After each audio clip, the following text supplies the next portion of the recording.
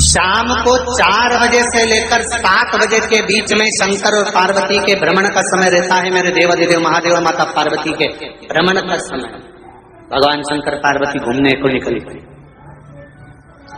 इसलिए हमारा सनातन धर्म कहता है शाम के समय पर माताओं को झाड़ू नहीं लगाना चाहिए, शाम के समय पर माताओं को चूड़ी बिछिया नहीं बदलना चाहिए, शाम के समय पर माताओं को मांग में सिंदूरा नहीं भरना चाहिए, शाम के समय पर माताओं को बाल नहीं बांधना चाहिए, शाम के समय पर माताओं को चौखट पर नहीं बैठना चाहिए। उसका कारण क्या है? क्योंकि पार्वती जी ने भगवान भोलेनाथ जी से कहा था कि तुम मुझे रोज शाम के समय प्रदोष काल में भ्रमण के लिए लेकर जाते हो, मेरे लिए आज्ञा क्या है? शंकर भगवान ने कहा सुनो पार्वती, मंदिर के अंदर नंदी रहता है, जाने वाला यात्री जब मंदिर में मेरा दर्शन करने आता है तो नंदी के कानों में कहकर जाता है कि शिव जी को मेरे यहाँ लेकर आना।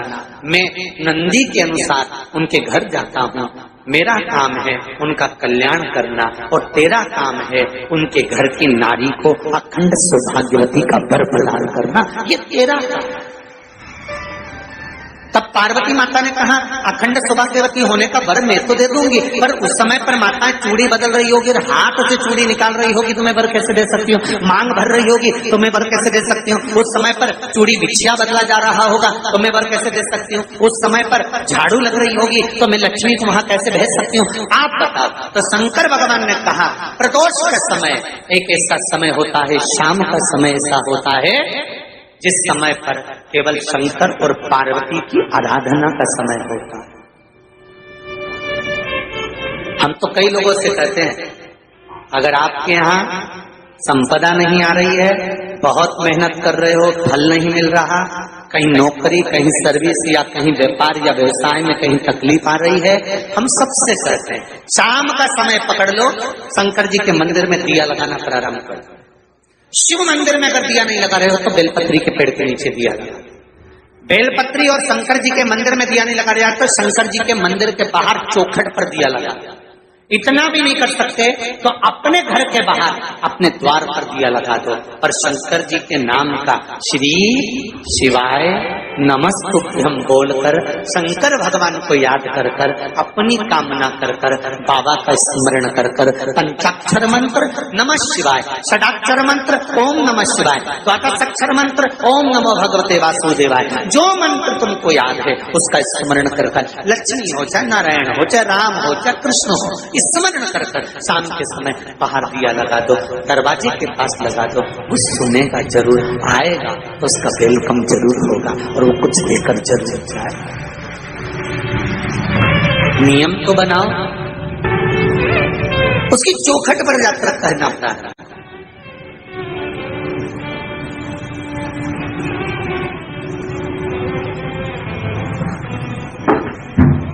बृहस्पति महाराज ने कहा कि शाम का समय जो प्रदोष का समय होता है उस समय पर इंद्रदेव तुम शंकर जी की आराधना करो। शिव आराधना से शंकर जी जो मार्ग प्रशस्त करेंगे, शिव आराधना से जो शंकर जी कहेंगे वो तुम करना। ठीक है, आराधना करी बाबा भोलेनाथ जी।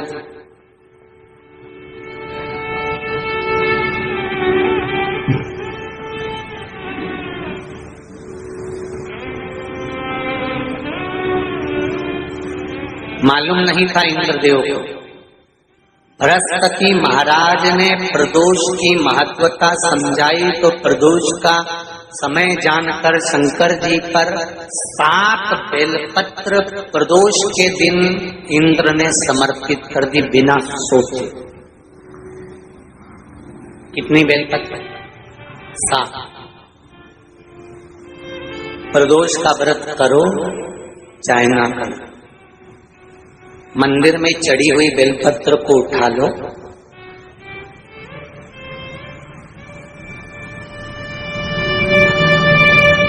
बेलपत्र का ब्रह्म कमल बना लो,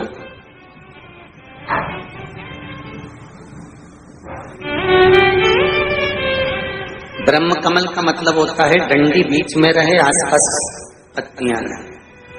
7 पत्ती का ब्रह्म कमल बनाकर, जैसे ये पत्तियां हैं एक जैसी रखी हुई हैं तो इसको फैला जाए 7 पत्ती को। आपस में फैलाकर ब्रह्म कमल बनाए। प्रदोष का व्रत करें ना करें, जरूरी नहीं है कि वृक्ष से ही पत्ती लेकर आओगे तो ही शंकर जी को चढ़ाओगे। शिव जी पे से चढ़ी हुई उठाकर धोकर ब्रह्म कमल बनाकर बाबा से विनय कर कर, हे प्रभु आज मैं इस काम के लिए जा रहा हूं, बाबा मेरा यह कार्य है, बोलकर श्री शिवाय नमस्तुभ्यम बोलकर शिवलिंग पर समर्पित कर दो।